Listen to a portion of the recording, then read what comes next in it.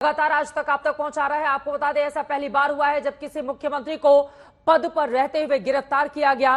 दिल्ली शराब नीति केस में मुख्यमंत्री केजरीवाल गिरफ्तार हो गए हैं। ईडी ने कल रात सीएम हाउस से उनकी गिरफ्तारी की। केजरीवाल ने ईडी के 9वें समन को नकार दिया था। ईडी की टीम कल देर शाम 10वें समन के साथ पहुंची और 2 घंटे पूछताछ के बाद गिरफ्तार कर लिया गया। दोपहर में आज अरविंद केजरीवाल की कोर्ट में पेशी है।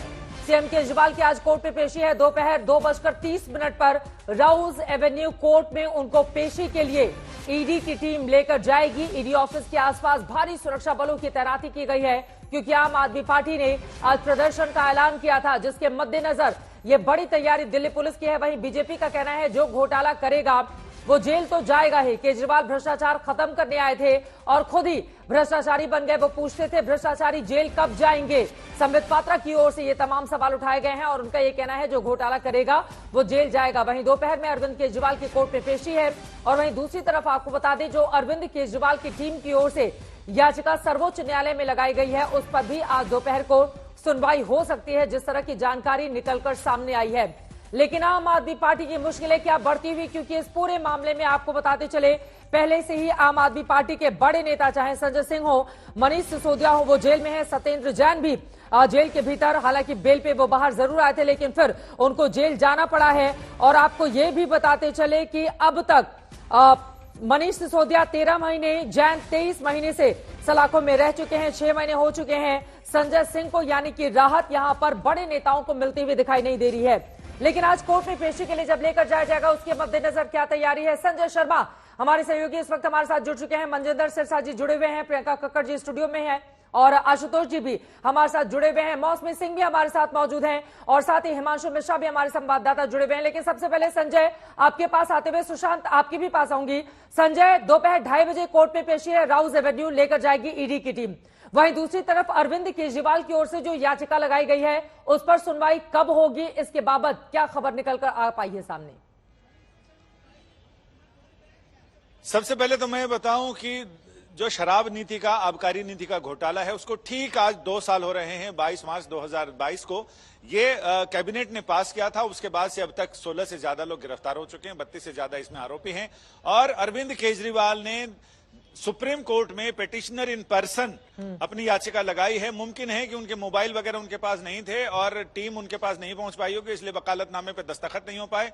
लिहाजा उन्हें पिटिशनर इन पर्सन यहां पर उन्होंने अर्जी दाखिल की है। इससे एक असर यह भी हो सकता है कि पिटिशनर इन पर्सन वो जिसका कोई वकील नहीं हो और वो अपनी जिरह, अपनी बहस खुद करे। तो ऐसा भी हो सकता है कि अदालत में यह कहा जाए कि अरविंद केजरीवाल को इजाजत दी जाए अपनी बात खुद कहने की, और अगर वो यहां सुप्रीम कोर्ट आते हैं तो वो अपने आप में एक अलग तरह की चीज होगी। दूसरी बात यह कि अरविंद केजरीवाल का मामला, जिसमें ईडी उन्हें चूंकि 24 घंटे के अंदर, गिरफ्तारी के 24 घंटे के अंदर अभियुक्त को पेश करना पड़ता है अदालत के सामने और उसकी हिरासत लेनी पड़ती है, तो ऐसे में 2:30 बजे की बात कही जा रही है। लेकिन अमूमन जो देखा गया है उसमें यह कि जब तक वो अपने पास रख सकती है ईडी, तब तक रखेगी। और जब एकदम ये लगेगा कि अब अदालत उठने वाली और अब अगर नहीं गए तो मुश्किल हो जाएगी, तो उस समय 3:30-4 बजे के करीब उनको पेश किया जा सकता है।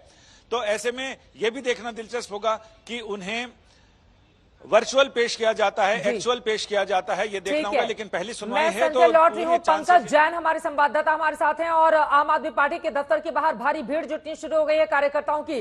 पंकज, तस्वीरें दिखाइए, क्या है एजेंडा इन लोगों का? आज तक का जगह जगह हंगामा और प्रदर्शन करने की बात आम आदमी पार्टी की ओर से कही गई थी इस गिरफ्तारी को लेकर। पंकज,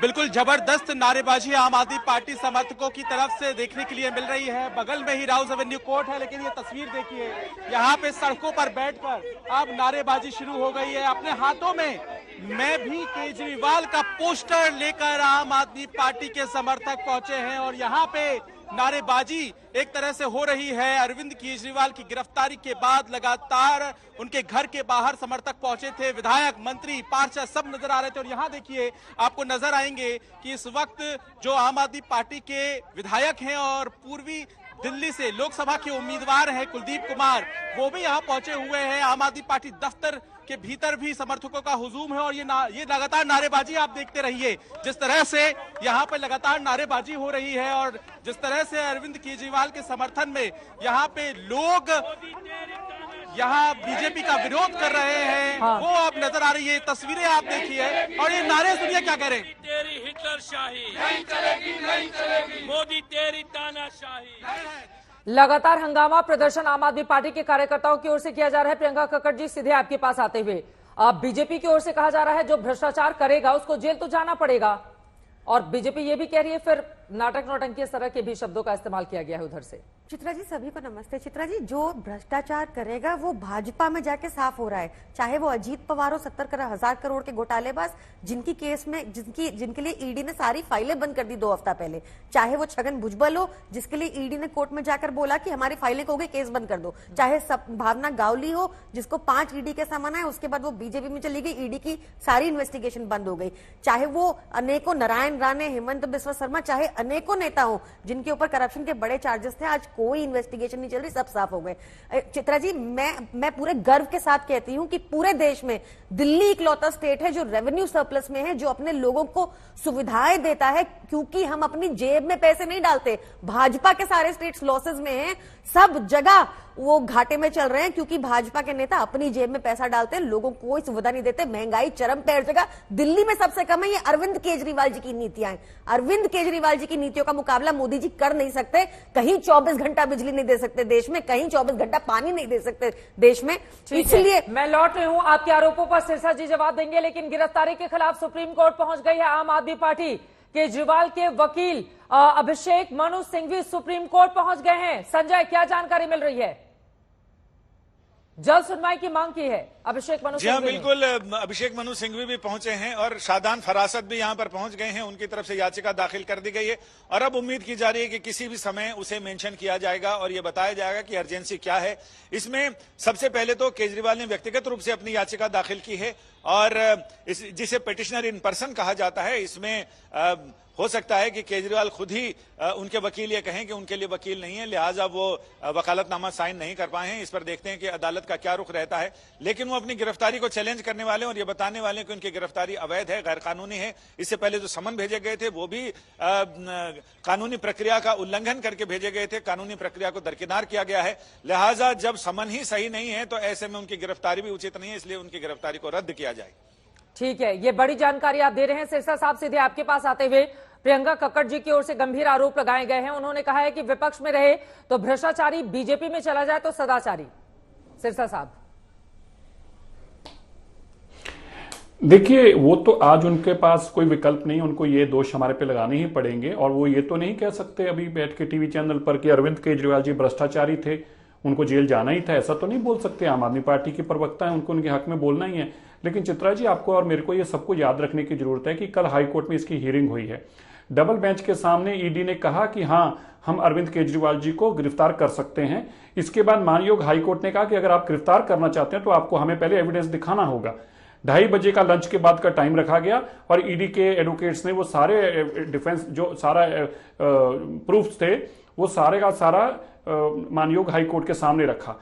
अब आप देखिए कि सारे के सारे डॉक्यूमेंट सामने रखने के बाद ईडी के और ये कोर्ट में कह देने के बाद ओपन कोर्ट में कि हम उसको अरेस्ट कर सकते हैं, मानयोग हाई कोर्ट ने उनको स्टे करने से इनकार कर दिया अरेस्ट को। तो बड़ा स्पष्ट था कि हमने एविडेंस देख लिया है, आप अरेस्ट करिए, हम नहीं रोकेंगे।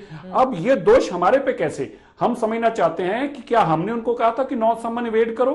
क्या हमने उनको कहा था कि लोअर कोर्ट में जमानत लगाओ, लोअर कोर्ट जमानत नहीं देगी तो हाई कोर्ट के डबल बेंच में जाओ, वहां से जमानत नहीं देगी तो अरेस्ट हो गए? क्या हमने ये कहा था मनीष सिसोदिया जी को कि आप गलत काम करिए? और उनकी बेल रिजेक्ट करते वक्त हाईकोर्ट ने क्या लिखा है, टिप्पणी करी, आपको याद ही है, कहीं तो मैं पढ़ के सुना देता हूं। मानयोग सुप्रीम कोर्ट ने भी अपनी टिप्पणी करी, संजय सिंह के कोर्ट केस में भी टिप्पणी करी।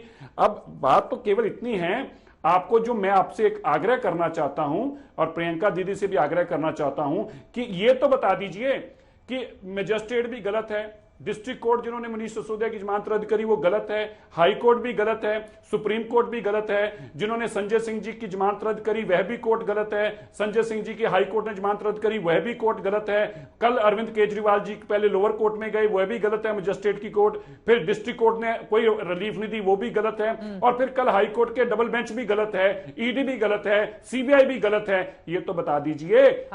अजय माकन जी कह रहे थे कि आप बहुत बड़े लुटेरे हैं, आपके खिलाफ पीसी करी वह भी गलत हो गए। हमें ये बता दीजिए सच्चा कौन है। आप अरविंद केजरीवाल जी के अलावा कोई और भी आपको लगता है इस देश में सच्चा है?